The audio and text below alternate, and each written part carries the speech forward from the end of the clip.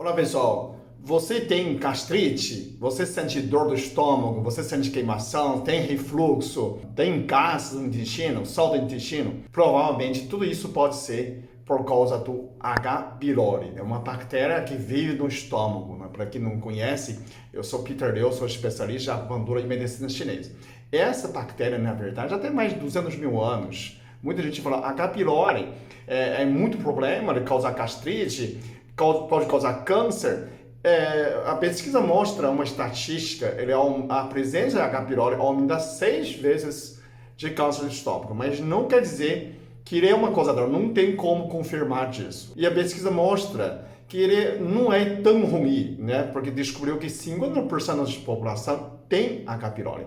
O problema, ele não pode aumentar muito a população do H. pylori. Então, a infecção de H. pylori, quando chegou no gastrite, um dor, aí sim, um pouco mais sério. Então, por que ele aumenta? Que situação que você aumenta essa população?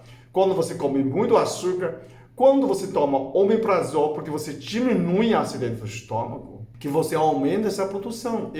Porque ele estava equilibrado, né? Então precisa ter. Aí a pessoa fala assim, não, então eu vou tomar um antibiótico, acaba com essa bactéria. Mas também você acaba com as bactérias boas também no estômago do intestino. Então, é uma faca de dois gumes quando você usa antibiótico. Outra, tem pesquisas que revelam que a ausência de H. pylori aumenta mais refluxo e ainda aumenta problema de esôfago. É meio estranho, né? E aumenta também a alergia nas crianças. Então você fala assim, e agora? Como que ele faz? Então, o certo, né?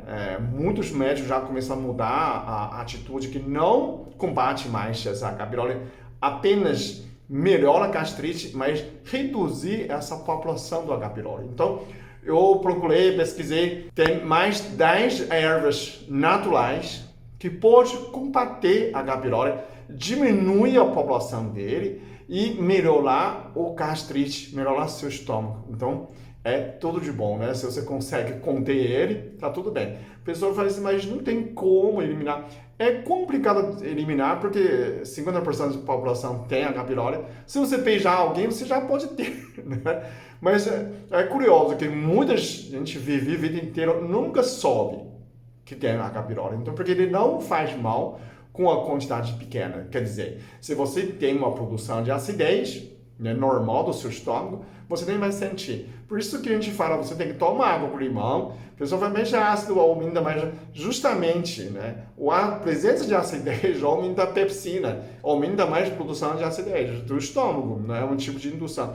Porque o estômago é um forno, ele é uma barreira para conter as bactérias. Se essa barreira não eliminar as bactérias sujeiras, e aí sim que a gente tem sujeiras que fica doente. E outra, quando você aumenta a acidez do seu estômago, você faz uma digestão melhor. Quais são dessas 10 ervas, né? A primeira que todo mundo já conhece, a maioria dessas ervas são temperos, então você começa a ver. Cravo da Índia, né? Cravo da Índia. Segundo é magnólia. Magnólia, na verdade, a gente usava para a ansiedade, né? Para ter ansiedade, meio calmante, né? Magnólia, anti-inflamatório também. O terceiro é wasabi, aquela raiz verde, né? Tem pessoa que comentou embaixo, falando que alemão também, eu achava que só o japonês usa.